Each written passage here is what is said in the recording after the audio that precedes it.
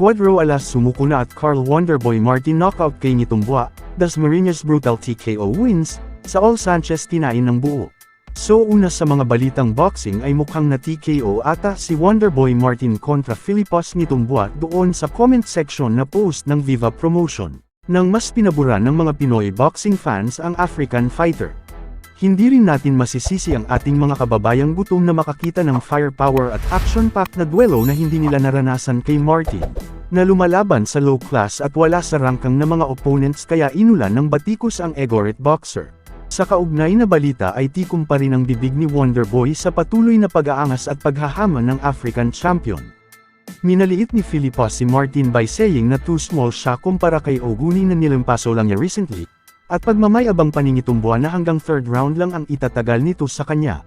Sa tingin ninyo na umulong ba ang kalimbang ni Martin na harapin ang isa sa matigas sa super bantamweight? Meanwhile, ay nasungkit ni Champ Michael Dasmariñas ang World Boxing Foundation International Featherweight belt via first round TKO versus Eduardo Esquivel. Na 2 beses pinaluhod ang kalaban, una ay ng common ekta ang isang uppercut na nagpayanig kay Eduardo. Kaya habang groovy pa ito ay sinamantala at hindi na binigyan ng pagkakataon na makarecover pa si Esquivel hanggang mas apple siya sa isang pamatay na counter left. Na siyang dahilan sa muling paghiga sa lona for the second time na parang isang throwsong bumagsag ito. Banilangan siya ng referee subalit nagpa siya na itigil na lang after makita na hilong-hilo pa rin ang opponent. Sa ibang balita proven and tested na ang solid rock na panga ni Casimero at sa maniniwala kayo't sa hindi ay di pa ito natatalo via knockdown. Kaya ganun na lang kataas ang kumpiyansa ng aming pambato na may taglay na matigas na nguyang-nguyaan at katawan. Kaya nagmukhang amateur lang si Saul Sanchez after sinalulang ni Casimero ang mga solid na punches pero nang si Cuadro Alas na ang bumanat ay puso'y sabay pangingisay ang kalaban. Kaya ang tanong ko na lang sa mga antay kung gaano ba kakunat ang mukha ng inyong mga idol. Sa huling balita ay sumuko na talaga si Champ Casimero sa dating cutman at kumpare niyang si Stephen Lunas along with the former na mga kagrupo or kaalyado na tumiwalag na sa kanya. At sinabi niya during sa live streaming sa channel ni Boss Rich doon na move on at kalimutan na ang lahat dahil hindi na siya masaya sa dating mga kasamahan.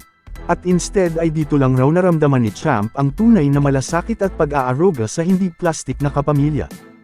Yung mga tao ko na sa likod ko, na pipilit na pinabak. Parang huwag nyo lang pansinin yung mga tao na yan kasi kayo, nandito kayo sa akin, yun ang pinapadabis nyo nandyan kayo sa akin, tumutulong at nagtutulungan tayo at para din naman sa akin, nandyan kayo, masaya ako na nandyan kayo dahil pag walang makalapit, lahat, tapos pagkain, nandyan, sasarap, lahat, mga advice, yung mga tao na yan, palimutan na natin yan kung sino man yan sila. Kung ano man yan natin, kilala man yan natin dati. Kung kakilala tayo, yung memorable na mga moment natin. Kung gusto mo i-keep yun, kalimutan mo na kung anong pangalan niya. Kalimutan natin kung may mga sama tayo ng loob. Okay, kalimutan na natin yan kasi nararaan na yan eh. Pero, hindi na pwede na magsama tayo. Pero, kahit man pilitin man natin sa sarili natin, idikdit ko man sa'yo, ikaw wala ka nang gusto sa akin. Ano man ako. Ako lang ako na magano. Pero wala tayong karapatan sa isa natin. Pero para naman sa ating may mga pamilya tayo, may mga anak tayo, matatamay na yung mga pamilya natin. Dahil sa away natin, marinig, ganun. Pangit kasi pakinggan eh, tayo lang yung pinag-usapan ng mga tao eh. Kung may aldalit ka sa akin, pwede mo naman ako i-text, i-chat. Oh, yun, kare mo na natin yan, oh. Sige, masara natin. Yan, yun, paano ko lang, yung mga tao, maraming kasi nadadamay. Pero, yung tayo ko lang, bilang ako yung bunso. Ako pwede ko pa yun, kasi ako yung bunso eh. Pwede, pero yun lang. Kalimutan na natin yan sila. Kasi hindi na mangyayari talaga na mapasakin nila pa ako. Kasi nandito na tayo, yung bagong binuho natin na hindi na ito bago. Matagal natin binuto. Yung ngayon, bago natin, yun na yung tuloy natin. Yung mga nakaraan ng mga pawit ko nakalipas, palagpasin na natin yan. At saka, ano pa bang Bakit pa ba natin kukunin yung mga sipatya ng mga tao o yung mga bato nila? Dahil wala na tayo sa kanila. Hindi na natin yan, sila. Ano pa bang natin sa kanila? Bakit pa ba natin paniwalaan yung mga sinasabi nila? Dahil alam naman natin yung mga pinasasabihin niya, puro lang negative, pangit. Pero tayo, masasaktan tayo kasi tao tayo, mga marinig natin. Gusto natin, marinig ba tayo? Magsao din mga tao din. At saka may hiya din yan sa mga kung may mga kamadaan natin. Bakit ginaganon ka? Hindi ginaganon kasi niya ako eh. Hindi yun siya, bangkano ko lang. Alam mo, parang naman eh. Sa mga away yan sa mga walang matinog sa sa ko lang kalimutan natin lahat yan. Nakaibigan tayo dati dahil may mga sama tayo. Kalimutan na natin. At kalimutan na natin na magkaibigan tayo, makumpare tayo.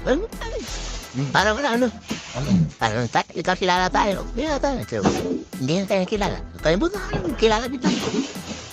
Ano ko lang ng away? Nagkakasama ng load nila kasi hindi na nila akong mapasama. Kasi ako yung gusto nila. Pero dahil kaibigan mo pa yun, kayo yung sinamahan ko, hindi na sila. O yan na.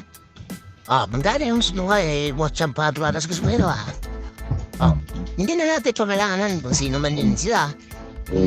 Paret man, kaibigan ka man, kapitbahay ka man, asa, na natin kung sino ka man. Sayaan na natin kasi kami ngayon, nandito kami. Kung sumusuporta ka, suportahan mo na lang kami. Yan dahil sana masaya ka. Tagumpay kami sa lahat ng laban namin. Lahat ng laban namin nagtatagumpay kami. Hindi kami natatalo. Ilang beses na kami nagsama, hindi kami natatalo. Kaya natin, kalimutan na natin kung sino ka man. Saan ka man ngayon, dyan ka lang. Dito lang kami. At tuloy yung pangarap namin. At tuloy yung suporta namin bawat isa. Kaya kami, kasi meron kami rin sulit kapag magsuporta. God bless!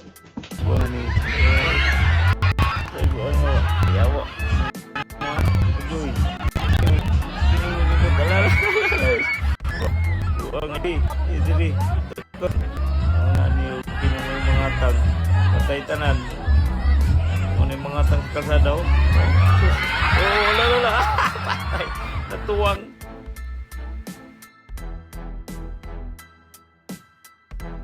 Meanwhile para sa mga edad 18 years old and above na mahilig tumaya online ay you can earn as much as 12k bonus in your first deposit. Pwede kang tumalpak ng 5 pesos at manalo habang nanunood sa inyong mga paboritong sports like boxing, NBA, PBA, MPBL at G-League games. Madali lang ang pag-deposit at withdrawal via Paymaya, GCash Direct, GCash QR at online banking. Please check comment section para sa pagrehistro at gamitin ang promo code.